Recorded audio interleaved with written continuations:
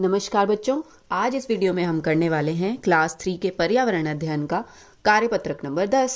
चलिए शुरू करते हैं। प्रश्न 1, रसोई में डैश कपड़े का प्रयोग होता है। सूती, कागज के, प्लास्टिक के या पत्ते के। तो रसोई में हमेशा सूती कपड़े का इस्तेमाल करते हैं। प्रश्न 2, राहुल कपास के पौधे से कपास प्राप्त करना चाहता है। कपास के पौधे के किस भाग से उसे कपास प्राप्त होगी? फूल से, पत्ती से, बीज से या जड़ से? तो कपास के पौधे का जब बीज निकलता है तो उसके आसपास से हम कपास इकट्ठी करते हैं, तो इसका जवाब होगा बीज से। प्रश्न 3, गीता सूत बुनना चाहती है। वह सूत बनाने के लिए इनमें से क्या खरीदेगी? करघा, सुई, सिलाई मशीन या हथौड़ी? तो बच्चों, सूत बनाने के लिए या कपड़ा बनाने के लिए हम करघा का इस्तेमाल करते हैं। प्रश्न 4, हम गेहूं को बोरे में रखते हैं। गेहूं को रखने वाले बोरे डैश से बने होते हैं। जूट, सूत, ऊन या रेशम? तो आपने गेहूं रखे हुए देखे होंगे बोरे में, वो ब्राउन कलर का एक मोटा सा कपड़ा होता है, वो बना होता है जूट से। जूट काफी मजबूत होता है। प्रश्न 5, रीना सिल्क की साड़ियां बनाती है। उसे सिल्क कहाँ से प्राप्त होता है? मक्खी से, केंचुए से, कॉकरोच से या रेशम के कीड़े से? तो सिल्क होता है बच्चों रेशम, ठीक है, और वो रेशम के कीड़े से प्राप्त होता है, जिसे इंग्लिश में हम सिल्क वॉर्म भी बोलते हैं। प्रश्न 6, रवि ने एक सुंदर दुपट्टा देखा। इस पर सब्जी से प्रिंट बना था। वह कौन सी सब्जी हो सकती है? टमाटर, मटर, पपीता या फूल गोभी? तो बच्चों, जिस सब्जी से हम प्रिंट बना सकते हैं वो हो सकती है फूल गोभी, क्योंकि इसका प्रिंट काफी सुंदर बनेगा। प्रश्न 7, गुरप्रीत के पास 4 तरह के कपड़े थे। उसने हर कपड़े को हाथ से छुआ। डैश से बना कपड़ा सबसे मोटा था। कपास, जूट, रेशम या ऊन? तो बच्चों, जो सबसे मोटा कपड़ा होगा वो जूट का कपड़ा होगा, वो काफी मोटा होता है। प्रश्न 8, हम अपने आप को सर्दी से बचाने के लिए स्वेटर पहनते हैं। स्वेटर डैश का बना होता है? सूत, ऊन, सिल्क, पॉलिस्टर?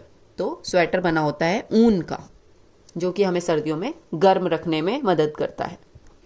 प्रश्न 9, रीना ने अपने कमरे में एक बिना सिला कपड़ा देखा। वह कपड़ा है कमीज, फ्रॉक, पगड़ी या कैप? तो बेटा, पगड़ी एक ऐसा बड़ा सा कपड़ा होता है जो बिना सिला हुआ होता है, उसको हम फोल्ड करके एक तरीके का इस्तेमाल करके पगड़ी का रूप दे देते हैं, ठीक है। पगड़ी में हमें किसी तरह की सिलाई की जरूरत नहीं पड़ती। प्रश्न 10, असद छिपकली से डरता है। मोती बताता है कि छिपकली हमारी मित्र है। छिपकली डैश खाकर हमारी मदद करती है। घास, चूहा, मच्छर और मछली? तो इनमें से छिपकली क्या खाकर हमारी मदद करती है? तो छिपकली को आपने देखा भी होगा, अपनी लंबी सी जीभ निकाल कर वो मच्छर खा लेती है। मच्छर खाने से वो हमारी मदद करती है कि हमारे घरों में मच्छर और कीड़े कम हो जाते हैं। प्रश्न 11, पौधों को भी पोषण की आवश्यकता होती है। उन्हें डैश से पोषण मिलता है? अंडे, मिट्टी, चीनी या दूध? तो बच्चों, जिस पोषण की पौधों को जरूरत होती है वो पोषण उन्हें मिलता है मिट्टी से, और जड़ों के द्वारा पौधे मिट्टी से पोषण भी लेते हैं और पानी को भी खींचते हैं। प्रश्न नंबर 12, प्रीति ने एक जानवर देखा। जानवर के शरीर पर धारियां थी। जानवर की पहचान करें। तो धारियों वाला जानवर कौन सा हो सकता है इनमें से? चूहा, गिलहरी, खरगोश या कॉकरोच? इनमें से तो भाई धारियां होती हैं गिलहरी पर। प्रश्न 13, चित्र को देखो। घास, घास को खाता है हिरन, हिरन को खाता है चीता। कौन क्या खाता है? नीचे दिए गए विकल्पों में से सही विकल्प चुनिए। चीता घास खाता है, चीता घास नहीं। हिरन चीते को खाता है, हिरन चीते को नहीं। चीता हिरन को खाता है, चीता हिरन को। यस, ये सही उत्तर है। प्रश्न नंबर 14, शेर बकरी को खाता है। बकरी घास और सब्जियां खाती है। सही विकल्प चुने। तो हमें इस तरह की फूड चेन चुननी है जिसमें कि बकरी घास को खाती हुई दिखाई दे और शेर बकरी को खाता हुआ दिखाई दे, ठीक है। तो यहाँ पर ये तो गलत विकल्प है, ये भी गलत विकल्प है। ये विकल्प देखिए, फल सब्जियां हैं जो कि बकरी खा रही है और बकरी को खा रहा है शेर, तो ये सही विकल्प है।